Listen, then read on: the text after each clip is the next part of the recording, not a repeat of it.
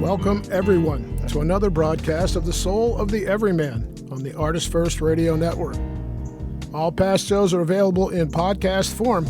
You can download them at artistfirst.com. We welcome your questions and comments. As always, hit us up at dj@artistfirst.com.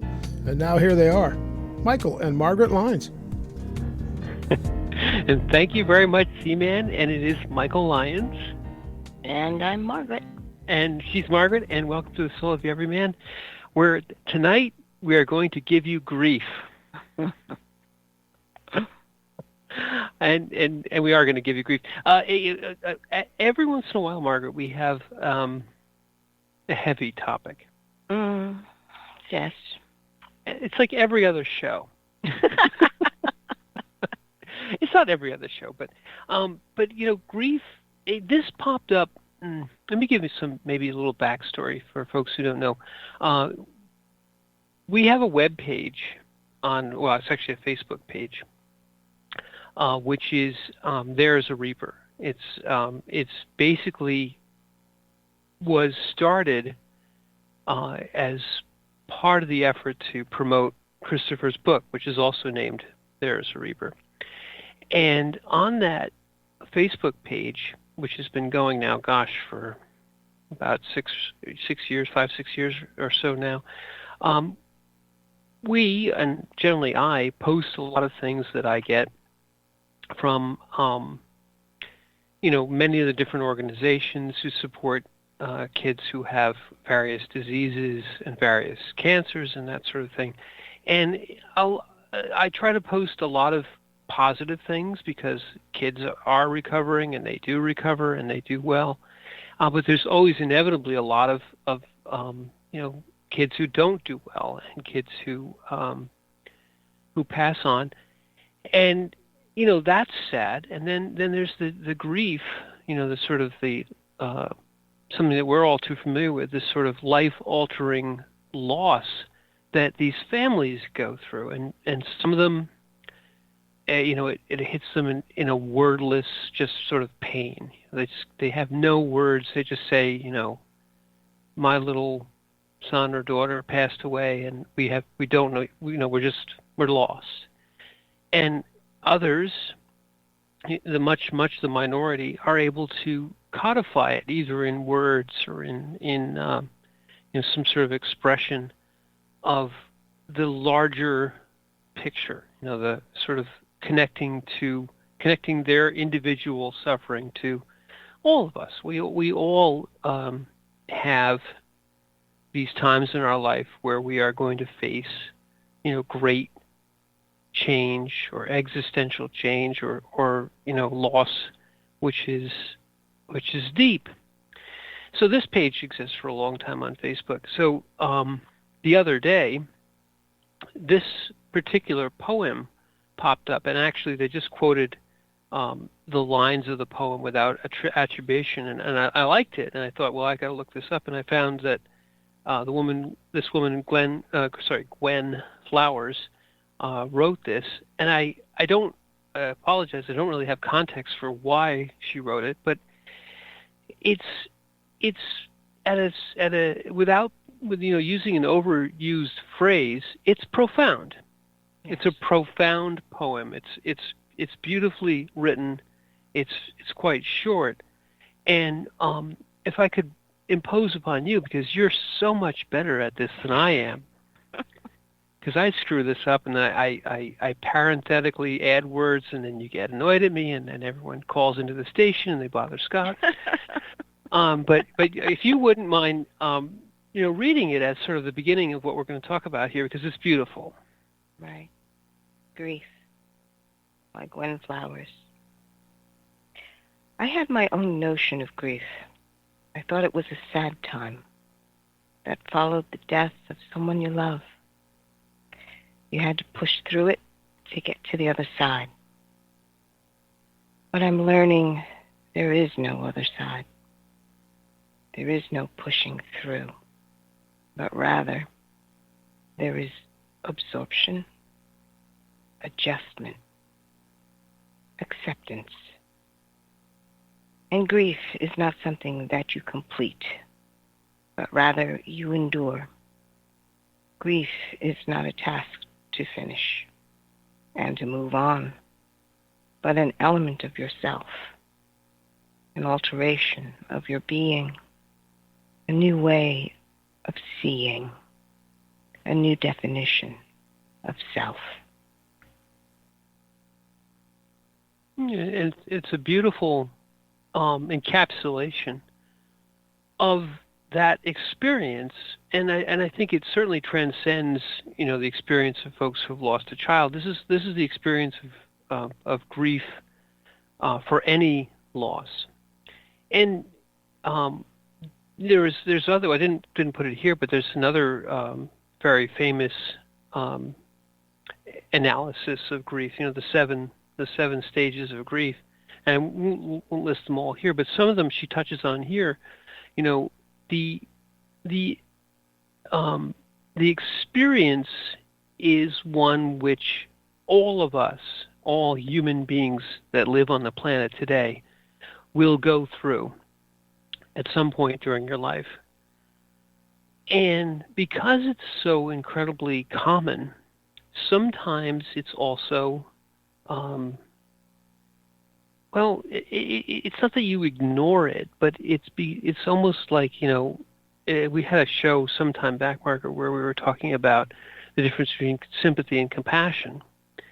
And one of the differences that we came up with between the two is that sympathy is, succinctly put, oh, it sucks to be you, and I'm so sorry, and you just move on. And compassion, you sit down with someone, the ancient Jewish tradition of sitting Shiva, which is a beautiful thing, where when someone experiences a great loss, you literally go and sit with that person. And you're not required to do or say anything, but you just are with them. And it's a way of viscerally showing compassion. You're like, I'm a human being, you're a human being, you're going through something right now, and there aren't any words, and there's no way to fix it, and there's no Hallmark card, but just the physical presence of, I'm just going to be here to witness you go through this, and to be by your side doing nothing except being, truly being, is a beautiful expression of compassion versus sympathy. But it's the grief it's very human, and it's incredibly important to not, well, as Gwen Flowers says, it's not something you just get through. You don't put it on your calendar, I will grieve today. Nor do you say, well, we've had this experience, and others I've run into have had this experience. Well, aren't you done yet? I mean, isn't your grief over? I mean, that was like years ago. Isn't it just like done? And, isn't there an end to it? And in very succinct terms, Gwen Flowers shows that there's no end to grief. Grief alters you. It may, you could say it ends, but then you end. You were before, and then you were during, and then you were after, but the experience is indelible. Right. It's the realization that the state of your heart is your true state. So when you have a piece of your heart taken away, you can't just put anything in there and expect it to be whole again, and everything was just as it was before. You understand, you will never go back to that state ever again, and it is a visceral, cogent understanding that you will never be that ever again. And I think as human beings, we have a tendency to fool ourselves into believing that we are always the way we were, and nothing ever changes. Yes. But when you really think about it, it's like, were you the person you were 10 years ago? But you sit there and you go, well, if someone asks you, are you going to grieve for that person that you were? And I think a lot of that happens when the realization sets in naturally that your body is aging and you weren't what you were. That's when that realization begins to become part of your consciousness. This is a great point, and maybe we should spend a couple of minutes on it, because I think there's two answers. People, I think, do grieve for their past selves, and that's kind of the soul of regret, not the soul of the everyman, but the soul of regret, is grieving for your past self, but grief, I mean, just in general, can make you long for and want to live in the past, because we have this fantasy. Human beings have this fantasy of two fantasies. You mentioned one. The first one is that we don't change, that somehow, and the second fantasy is that somehow you can undo or you can redo. The kids have, in all their games, have this respawn, so you can go right along doing whatever the puzzle is, and then you get killed, and you you respawn, and you're fine. And it's a uniquely human conceit, because we really desperately want to go back and either get a do-over or not have experienced the grief, but yet, as you said, not only can't you, but it's a denial of your current self to the point of existence to say that you want to undo. It is like you grieving for your 10-year-old self or your 20-year-old self. It sounds funny because it is. It's funny and it's wrong, but yet living in the past like that is something that people do. Mm-hmm. Because the tendency is to want to tell yourself this perfect story. And it takes a while to realize that perfection is unattainable in this particular lifetime. You want to believe that things are perfect, but your idea of perfect is this small little box with small little boundaries. And in here I can make it perfect. Mm-hmm. But perfection is boundless. Boundless perfection is what you're actually yearning for. Yes.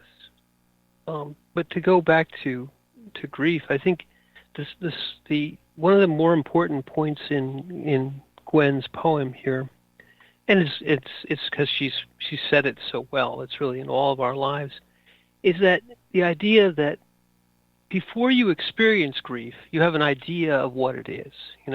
Her first line here is, she had her own notion of grief. Well, I think that's everyone. We all have our own notion of grief. We've seen people go through these things, and you say, well, that doesn't look like fun or a good time. But in ignorance, we think, well, that can't last forever, and it must get better. It's like a scratch, right? You heal. Yeah, so you believe that it has a beginning, so therefore it must have an end. And that you return to what you were before. You're respawning, right? And in well-meaning ignorance, or at least in innocence, we have a notion of what grief is. And then, certainly even as children, you experience loss of one type or another. Children often will have a loss of some favorite thing, favorite toy or whatever, and it grieves them. But their grief is, it certainly appears serious to them, but it's ephemeral. And if the thing that they're grieving for is replaced, it becomes okay. You can certainly, there's gradations of grief. Mm-hmm. So you develop a notion of what grief is. Oh, well, it's like I lost something, or I don't have it now, or I can't see it anymore, or whatever. And it's sad, but I get over it. I feel better. This almost this idea that I think has come up in recent years of letting kids, have their grief, which is good, but then kind of letting them come through it and come past it, and bringing them back to where they were before. And that's it's good training for the vicissitudes of life, for when things don't go right for a little while. Yeah, it makes you sad, and you want to feel mad, and you want to get past it, and you want to be back yourself, and maybe learn a little lesson. But it trivializes true grief, the grief of as you mentioned, the peace of the heart is no longer there. And it doesn't give you any tools for that. And so you end up with this notion of grief that you think, well, it's a sad time when, I'm mourning and missing. I don't, I'm unhappy. I'm sad. But you want to push through it. You think, oh, well, I can just get to the other side. But she comes to this realization, perhaps in loss of, perhaps, who knows, maybe a child, who knows, that there is no other side. Well, it's the belief when you have your notion of grief is that it's just a very sad time. Not realizing that sadness and grief are two different things. And sadness is a state where you get over. Grief is something completely different. And when you have part of your heart broken, coming back to some functionality is usually your first steps, because you realize you have to function, because there's a relationship or relationships of others that you've got to take care of, address. And when it's grief, especially if it's someone that is so close to you, you've got to be able to allow for stages. Maybe that's the best way to put it. Yeah, you're going through, but you don't realize that it's all about the process and not the end, because there is no end. You walk through the stages of your life, and at every stage there is a process that you go through where you come to terms with the loss of the one that has taken a piece of your heart with them. Every stage in your life, you've got to come to terms, redress concepts that you may have had, notions, other notions of the way things should be, must be addressed. So it's an ongoing process. And frankly, just speaking about grief in children, it's very different than grief in adults. I don't think people understand that. Children grieve in stages much more so than adults, because the stages that they enter into as they mature, they realize, oh, I'm having a graduation, and gee, my brother or my sister should have had a graduation too, or a wedding, or birth of a child. It is the process that is life. And with every stage, you've got to reset your reality. When you have that in your consciousness, you realize how precious your life and the lives of those around you actually are. Because you have moments that you share together, whether they're good or bad, mind you. All right. People want to just chalk up all the good times. It's like, no, you don't understand. Bad times count too. And they are part of that memory, bittersweet though it may be. You're absolutely right, and there were so many good points in there, which I just want to go back over a little bit. The one thing that struck me when you were speaking there is that the difference between, as you said, sadness and grief, and I think there's a whole exploration of those two terms. But then the idea, the rhythm that really struck me is when you said notion. A notion is what you think, is how you think something should be. So it's already a mental construct. It's the I, it's the ego. The ego has notions. Mm-hmm. The heart has experiences. And you mentioned, that each one of these, I think children certainly grieve in stages. Certainly when a loss which is far beyond their ability to appreciate at the time, the loss of a parent, let's say when the child is young, a parent is lost. This I'm reminded of, when the Twin Towers were attacked during 9/11. Our community and many others were affected at the level of children who were at school that day, losing one or even sometimes both parents to that attack. So this is a life-changing event, and then, as you mentioned, each stage by stage as they grow, it's a renewed or a experiencing of a different level of that grief, because at the time that they lost their parents, of course, they were their world, or certainly they were a big part of their world. But then, as you say, in stage by stage, the same thing happens to all human beings, because the re-experiencing of grief, I think, is essential. When just to go back to this, you're changed by grief versus sadness. And you do get to a certain, as you said, you get to a certain level of functionality because you have to, because there are other people in your life who need you. There are things that you must do. I mean, people do completely fall into a basket. Sometimes people even take their own life in such terrible grief. But most people get to a certain level of functionality, but yet the grief isn't gone. It's not even fully processed, and it'll come back in an instant with just a remembrance, a holiday, a smell, a picture. Just something will hit you, and you're right back there again, because the heart has to do that.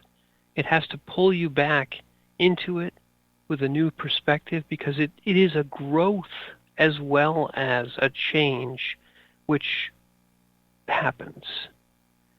So the stages of grief are also stages in time, appropriately in time, because you are different, and then everything you see and experience is different.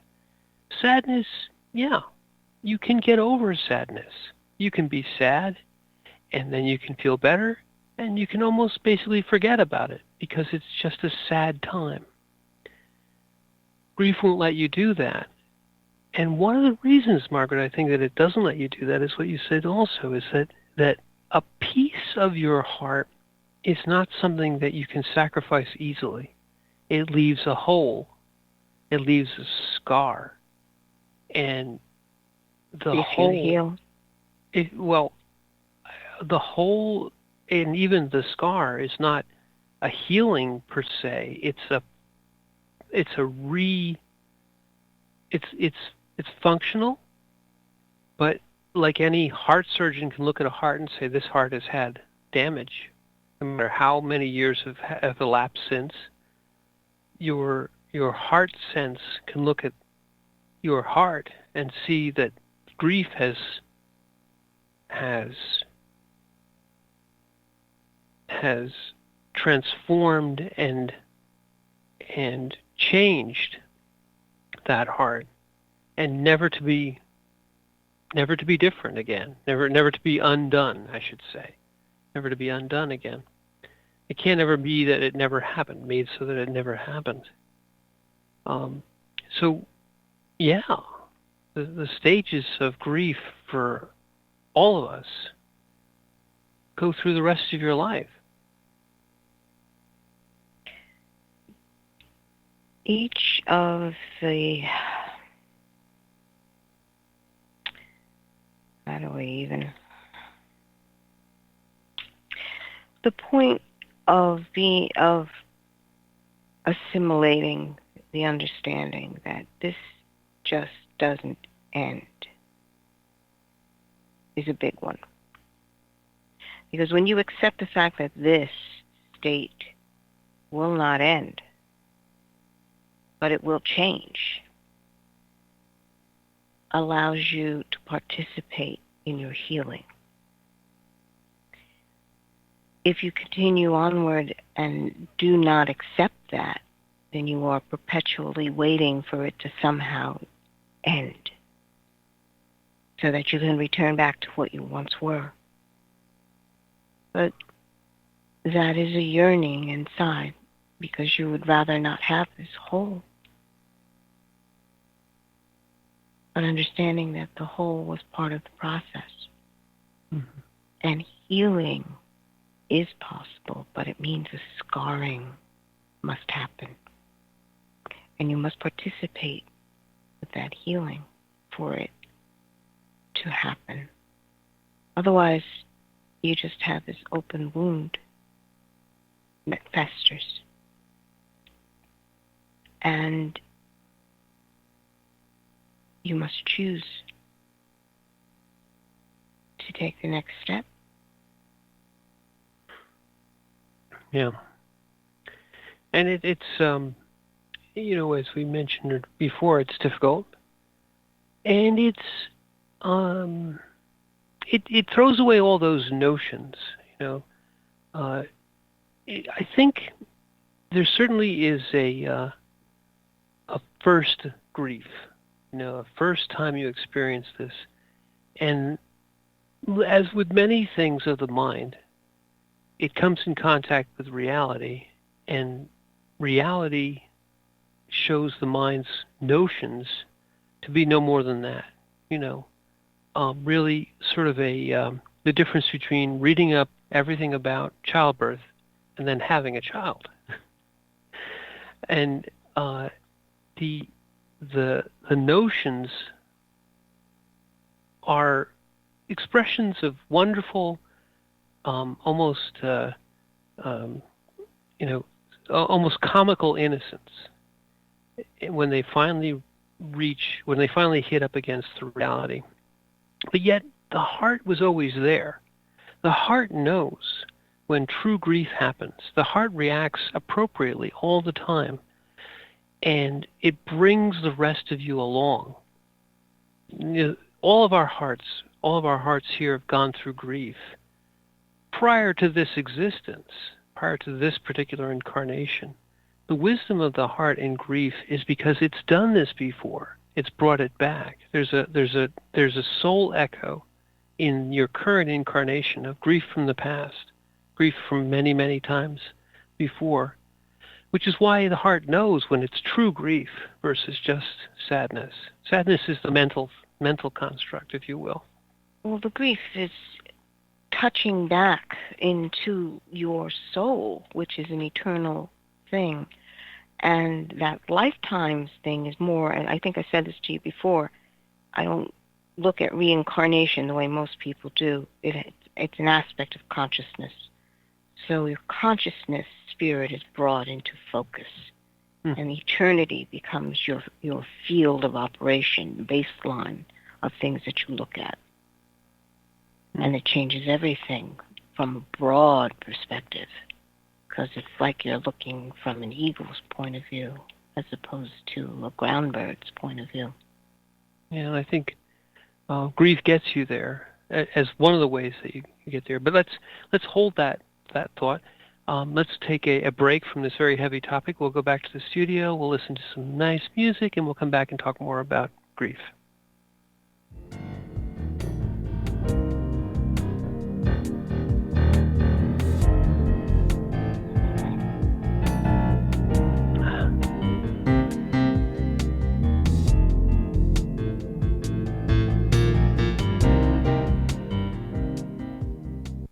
The wait is over. First Blood, Book 2 of the Blood series is out. Your favourite bad boy thief, Dev, is back, and the beautiful and deadly Trey is right there with him. She is sharp, sexy, and full of surprises. Their adventures continue as a new power arises to threaten the world. The heart of creation is under attack, and time is definitely not on their side, as they battle against their enemies' undead hordes. Can they unlock the hidden power that can defeat him, or will his forces draw first blood? Get all 3 installments in the series. Book 0, It's in the Blood. Book 1, Destroyer's Blood, and the new release, Book 2, First Blood, today. Available in ebook and paperback format on Amazon, Kobo, Apple, and most other fine e-tailers. The Timeless Esoterica radio program with Dr. Bruce is broadcast on the 4th Monday of every month at 8 p.m. Pacific, 11 p.m. Eastern on artistfirst.com.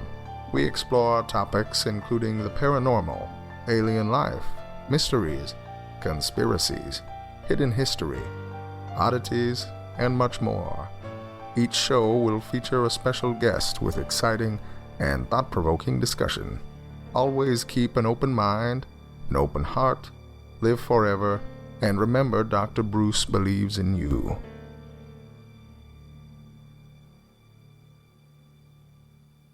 The Fat Man Gets Out of Bed is the latest book from Michael Lyons, the award-winning author of There is a Reaper.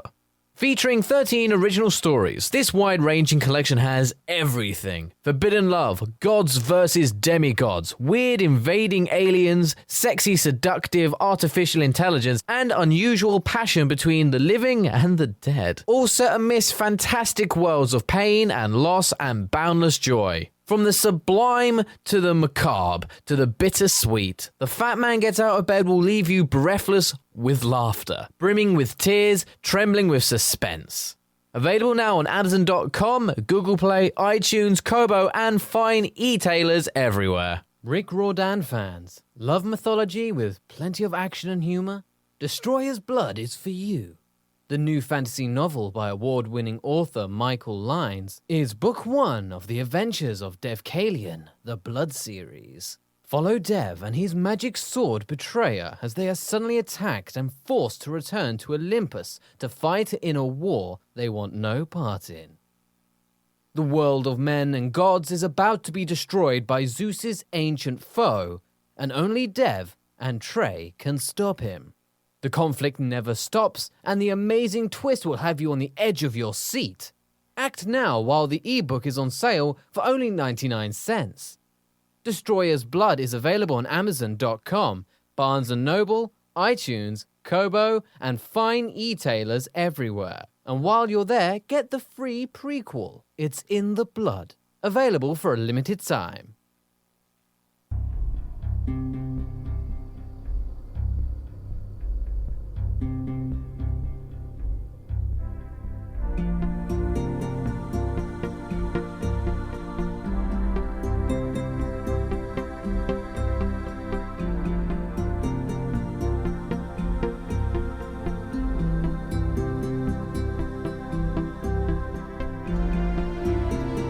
You are listening to The Soul of the Everyman on the Artist First Radio Network. Let's get back to your hosts, Michael and Margaret Lyons. Thank you very much, Z-Man. And we're back with more grief. Because, we always give you people grief. But grief is, we spent the last half hour speaking about grief. And we could say, well, we've gone through a lot of it. But everybody will go through a measure of grief in their life because it's a human, it's a quintessentially human thing. it is, I think, in fact, one of the major ways in which we here grow is through our experiences of love, of companionship, of grief, because you mentioned it last half hour, grief comes of a severing of a relationship which was at the heart level. You know, in the world today, any particular day, thousands, tens of thousands, hundreds of thousands of people die every day. It doesn't bother you, except in a sense of the sympathy or the Hallmark card. Oh, that's terrible. Because it isn't at the level where it's your heart that's involved. You don't, for all of our wonderful, ability to sympathize with people, you don't know them, so therefore it's not important enough to you for you to grieve. But when your heart is involved, when the relationship is strong, it's a parent or a spouse or a child or someone that you really love.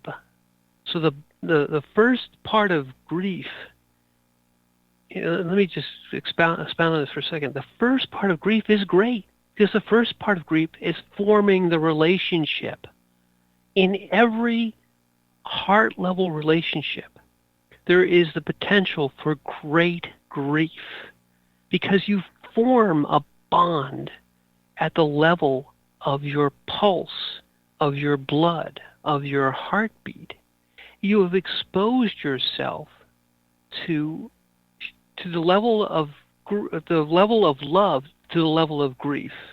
So the more you love someone, the more close to them you are, the more it will hurt, unfortunately, if that person is lost. That's part of the deal. We come here for a relationship, which means we come here for grief. True. True. We come to experience what love is, and we experience what it means not to be in contact with the one you love for a period of time. What does it mean not to have love? It's all about understanding what it means not to have the ability to fulfill the love relationship in the ways you had always done. And it means finding a new way to express your love. And it's difficult because it's not a physical contact any longer, but it's a heart-to-heart contact. And that's undeniable. When the heart is involved, you're touching into part of you that is infinite. And perhaps that's the whole reason why we're down here, is to purify that heart experience so that you can love. And love without boundaries, which means that you have to love without being able to physically touch the other person. And how difficult is that, in truth? Because every part of you screams, this is not right, this can't be. But the heart understands that, no, this is not the end. We're going to have to reach past this. Are you willing to let go of your notion of what should be? And that's a hard one. That's such a hard one, especially when deep inside of you you're saying, no, this is not right.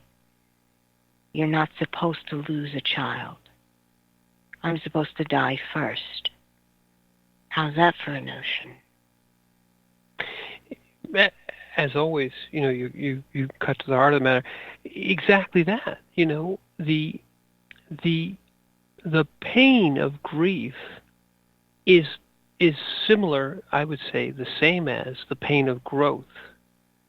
It's interesting that they have very similar sounds, grief and growth, grief and growth. But growth is painful, And growing, when your relationship is at the heart level and then it changes, it hurts. And then you have to realize that through the pain and through changing yourself, there is a new relationship still at the heart level, which is not based on the physical or the touch, but yet was based on the physical and with the touch. You go beyond. It is, as you said, a step into eternity that you have to learn.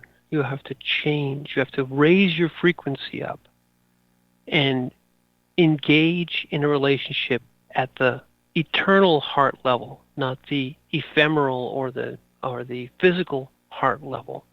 But the most important thing there is that you initially, or one of the most important things, not the most, but one of the most important things is that you initially, the heart realizes relationship will inevitably result in this growth and pain. So why do we even do it? Because it's so inherent in us. We need the relationship. We take the risk of making the heart bond with another. We all know people who almost draw back from close relationships, and the reason is they're trying to avoid pain. It's futile. But isn't that the truth? yes, it's futile. But yet, living at the heart level, not at the, notion level. Living at the heart level means establishing relationships which are in synchrony with your own life force. You have established a bond. We call it exactly that, a bond of love. That bond, I hesitate to say is broken. That bond is changed in a painful way when you experience a loss or a distancing of the bond. But yet the heart knows that the bond is not broken. It is changed. And the change is hard. It's hard for you because you have to grow into the new relationship. All of us will experience the loss of a parent. Most of us will experience the loss of a parent. My father died. He died at a fairly young age. He died suddenly. It was a tremendous blow to all of us. But you always see grief in a personal way. It was a blow to me personally. In many ways, it stays with me to this day. The sudden loss. I think as the stages of grief, as time goes by, I think, it would have been great to have Denny here to see this, whatever it is, my grandchildren, his great-grandchildren. Just having him there when my son and me and my father could all be doing something together. So you grieve over these things because you have to understand, you have to expand your definition. Say, yeah, I still have that relationship with him, and I can still witness the relationship here by taking what I learned and passing it on. It becomes a heart bond which was changed, which hurt a lot as it changed, and yet the healing part, the part that you mentioned, isn't that it gets better or that it goes away or that everything goes back to the way it was before. It's that what you just said, it expands into the eternal. That's part of the healing. You have to allow yourself, your heart bond with the other, to expand into the eternal. Take the risk. The change comes. You have to grow, which sucks. And then you get into the eternal. And that cycle is why, as you mentioned, why we're here. Yeah, and that change does hurt. But, as Chris said, it's only pain. It's only pain. And if you think about it, he said this as a 7-year-old child. Mom, it's only pain. And truth, back then, I could barely wrap my head around the statement that he made. Mm. But the realization that pain is part of this life, but it's not everything, and it never was. Why all the consideration for how much pain you might be in? Manage it. You are more than pain. So what is it that your heart says? What is in that heart that needs expression? And it's also realizing that relationships are our primary way of expressing love. But there are other things that the heart reaches for that has no name. And grief is the realization that your heart relationships go past these physical forms. Can you live with that as your truth? When you are in grief, you are required to live that as your truth. Mm. I think there's also something important here.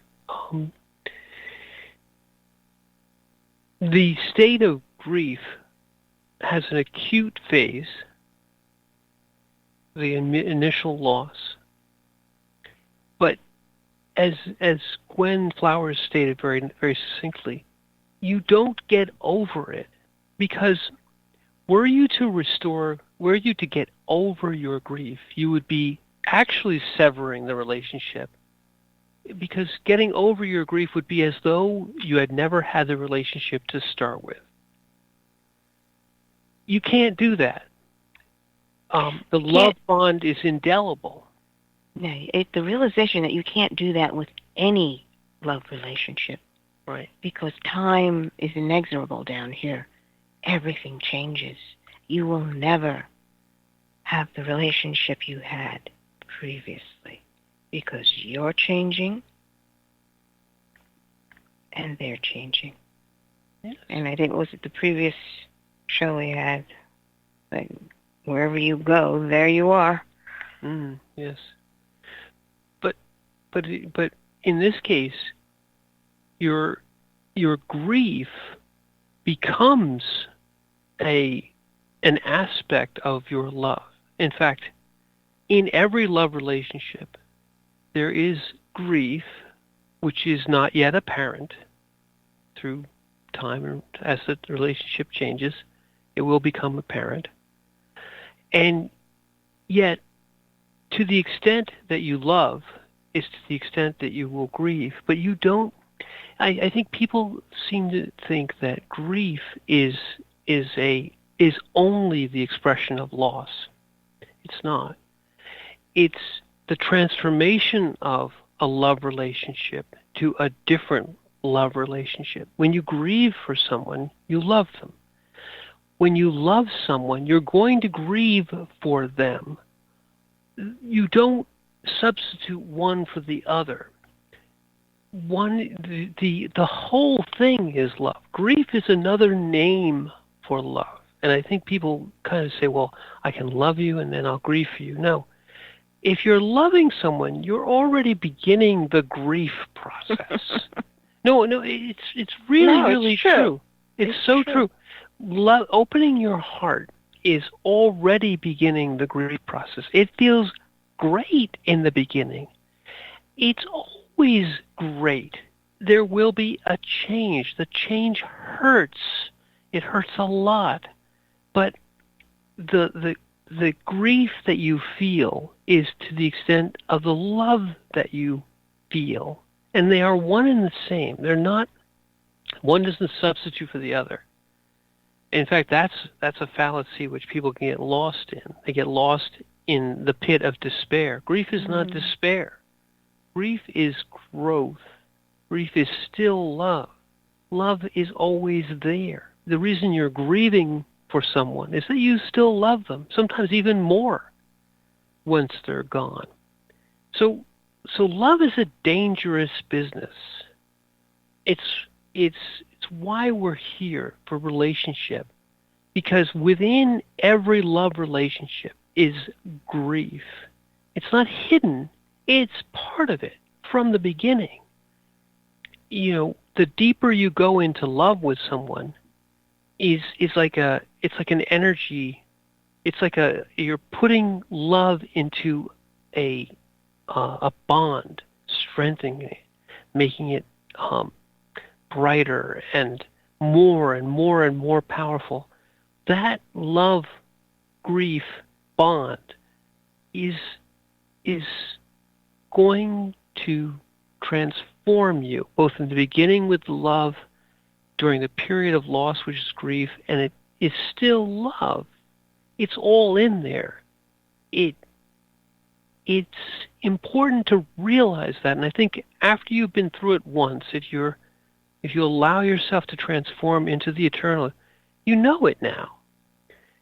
The growth of grief and love as the bond transforms you, and it can really give you, as you said, the insight into eternity. And then you realize that your love is so important because it's going to transform you. You go and find someone to have a relationship with, and you're saying to that person's saying to you, I love you to the point where I will sacrifice who I am to be someone different because of our love. I'm going to grow through you, through both our relationship at the beginning, in the middle, and through to the eternity. It's why love is so powerful. It's also why love is so dangerous. It's why love is so essential. In essence, in a relationship, you come together to form the marriage being an energetic joining of both parties, both souls, into the married soul. And as that grows, and that grows through experiences, but it also grows through what enters into your field and what exits into your field, exits from your field. So you're going through this process initially as two individuals hand in hand, but as time goes on, the integration becomes more and more complete. And what is sacrificed and what you grieve is the loss of your individuality. You have an individuality. I'm not saying that you lose it completely, but you gain perspective on who you actually are. You are not only an individual, but more so. And it is only through experience, through life, this life, that you gain that. There's no other way that you can learn about this. And that's why this is a special place. You know, again, you talked about the American Indian way of looking at things, of dreaming the common dream. You dissect that a little bit, you realize that we were dreaming our own dreams before, all in our own little worlds, our own little universes. So how do you interact one to the other? And when you begin to interact, that is when your relationships begin to grow. And you begin to understand what love actually is. So what do you choose? Do you choose your own little world or an expanded world where you actually have an opportunity to grow past all concepts of yourself to the point where you may actually surprise yourself into finding out who you actually are? I think that's true, and I think that the heart won't let you be this sort of unitary I. Relationship is more than just a choice. It's really essential. As you said, the danger of love is the inherent hidden, or let's say it's not necessarily realized in the beginning, grief and growth.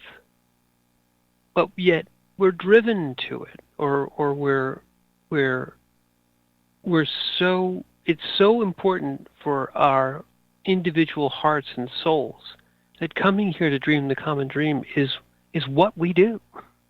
It's if you don't do it, or to the extent that you pull back from it, you impoverish your soul, you impoverish yourself, you make your existence trivial and cheapen it. Well, that's for the sake of making it safe. Yes, well, or the perception.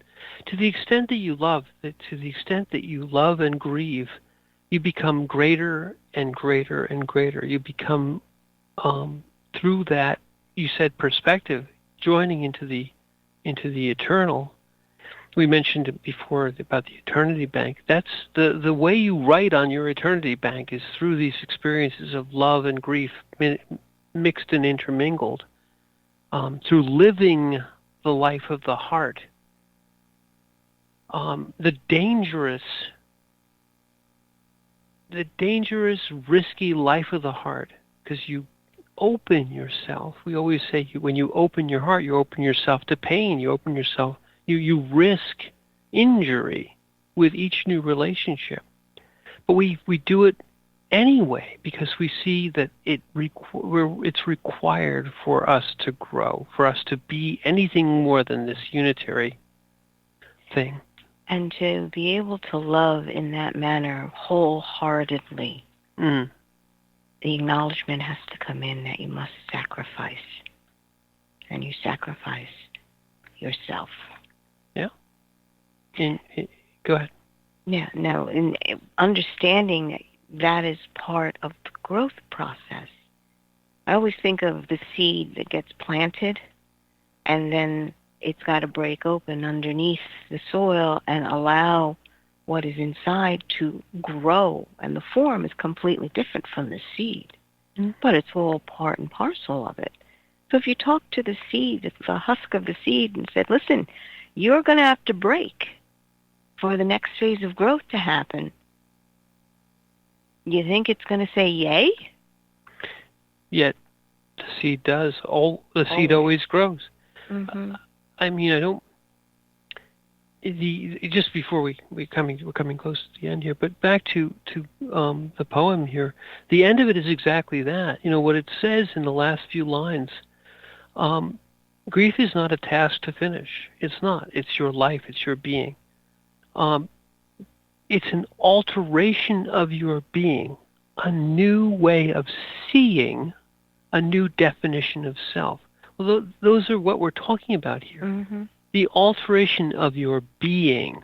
Mm-hmm. It's a very well-chosen word, because your being is your heart state. Your notions are your ego and your mind and what should be and what shouldn't be. You are altering yourself at the being level. You're growing into a new way of seeing and a new definition of your being. It says self, but it really means your being is still a being, but it's a new creation, a new being, a greater being. And on that note, we've come to the end of this particular cycle.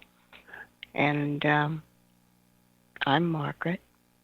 And I'm Michael. And thank you for being with us.